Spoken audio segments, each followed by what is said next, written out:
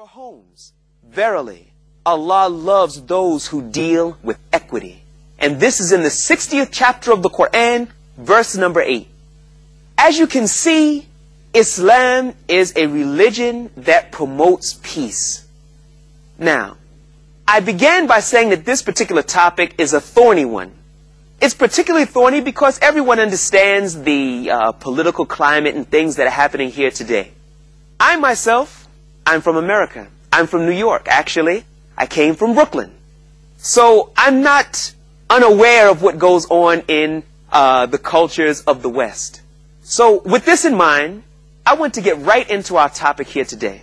I'm going to introduce to you my brother, Musa McGuire. He's also from America, and he is from Wisconsin. So let's give salams to him, and let's begin right away with our topic at hand. Assalamu alaikum wa rahmatullahi wa barakatuh. Wa alaikum assalam wa rahmatullahi wa barakatuh. So we're going to begin our topic right away, and because we have a lot of ground to cover. Of course. Now, my first question to you is this. Do Muslims, in your opinion, as you've traveled, been in and around America, do Muslims hate Americans?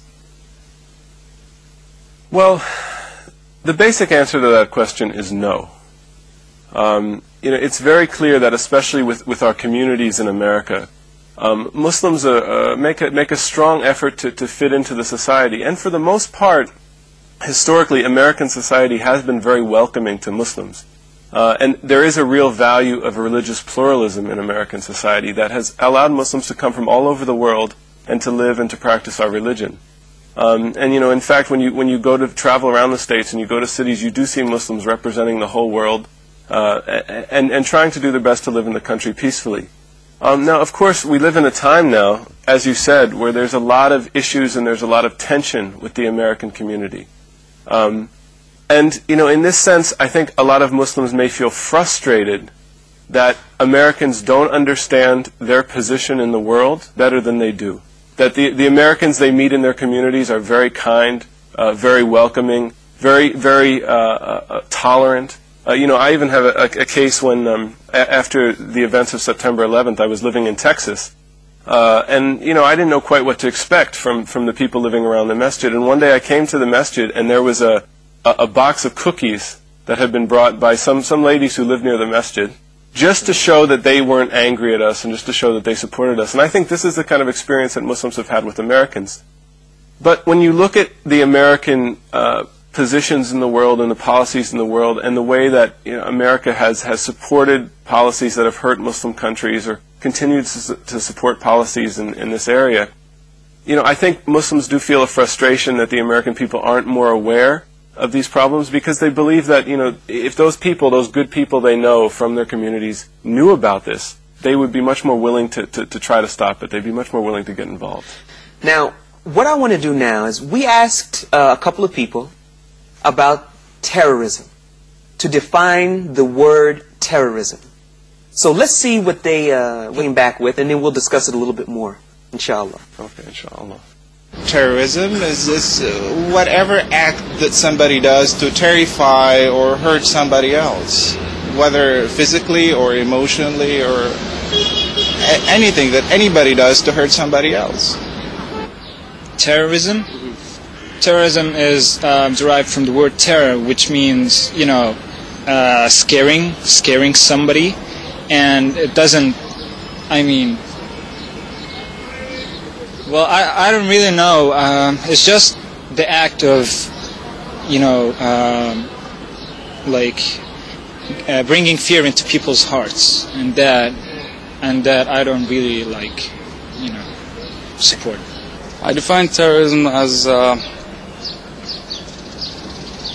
killing and torturing and hurting innocent people who shouldn't be tortured. Well, these are some interesting responses, but I myself, I don't like to use the word terrorism, because we're not speaking about terrorism. For example, you stand behind a door and you say boo to somebody, and the person goes like this and say, okay, well, I terrorized you. Okay, linguistically, that's it, but In the political atmosphere, it doesn't mean that. And there is no single definition that is accepted internationally in terms of what is terrorism. Because if you listen to their responses, we can attach exactly what they said to almost everything. What do you think about that? Yeah, you're absolutely right. I think this is a term that, has really lost any sense of meaning, especially the way it's used in the media and in popular discourse. I think the last gentleman we saw offered a more traditional definition of what terrorism means in terms of attacking innocent people or civilians or random violence. But at the same time, these are things that are done by individuals. They're done by things that are done by small groups. They're things that are done by small weapons. They're things that are done by armies and governments. So again, we're not left with any real meaningful definition of terrorism besides a form of violence that is considered unjust. And when we see a lot of the popular uses, especially these days, it's really become a code for those people who are described as being on the other side of a conflict. So, for instance, a lot of times you'll look at some of the military conflicts that the United States is involved in right now, or other countries are involved in, and those who are opposing them, who are often Muslims, are being described as terrorists. Now, I wouldn't deny that Muslims are capable of terrorism or that Muslims have committed terrorism, and I wouldn't deny that that's possible for America or for any other country. However, when we're dealing with, in one sense, a military context, with people fighting, military forces fighting each other, in another context we're dealing with, people attacking civilians. In another sense, you're dealing with, a group of people who go and bomb a public place. Or else you're dealing with a fighter pilot or a military plane that bombs the market. All these terrorism is being selectively used here, and so it's important that people realize that if we want to come to an understanding of this issue, it's a propaganda tool. Exactly. It's a propaganda tool. But now I want to ask you, how do you explain this phenomenon? Propaganda is really waged. Or has its barrels set towards Islam. Yet Islam is still, even after the events of September 11th, the fastest growing religion. People are continuing to come to Islam literally in droves. I mean, how do you explain that? Is the negative press that they're receiving actually working against them? Well, I think propaganda succeeds if people are satisfied with the propaganda. When we're dealing with something that's a simplistic message, or that is an image underneath which there may be a lot of distortion of facts, anybody who's interested enough to go and actually research the facts, is going to find out that what they're seeing is not true, and that's going to intrigue them further to say, well, what is the real thing here? What is real Islam? I read a story recently about a young lady in Indiana who, after September 11th, was basically convinced that Islam was a violent religion. And so she was interested in learning how could a religion, define itself around violence. It didn't make sense to her that anybody would follow a religion like this. So she started to research it, and what she found was very different, and after a few years she became Muslim.